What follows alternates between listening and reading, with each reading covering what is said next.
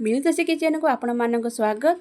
मुझे बनई ओडिशार फेमस चाट जोटा समस्त पसंद पिलाठू आरंभ कर बड़ पर्यटन समस्त पसंद। मुझे ये गोटे कप मटर को राति सारा बतुरई थी मिनिमम 7 घंटा मुझे बतुरई थी।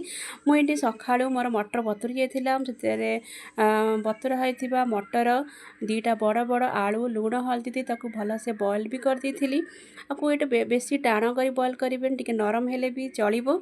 मोर ये बॉयल भी हो जाइए आलू आ मटर बॉयल भी हो जाइए। मटर तरकारी बनैबा मुझे पियाज अदा रसुण कंचा लंका टमाटो दी भलसे पेस्ट बनै देछि।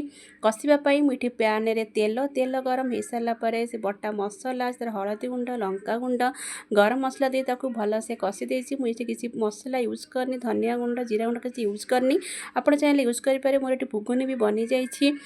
खास करी चाट रे पापड़ी बनी थाए मुझे मैदा रे ये पापड़ी भी बनई देछि।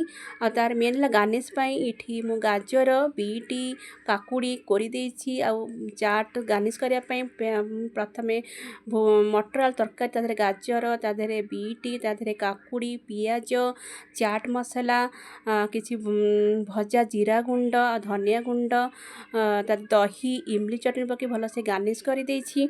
मोर ये प्रस्तुत हो जाइए ओडिशार फेमस चाट। आपण मानू केमिति लगे लाइक कमेंट करेंगे भल लगे सब्सक्राइब करेंगे।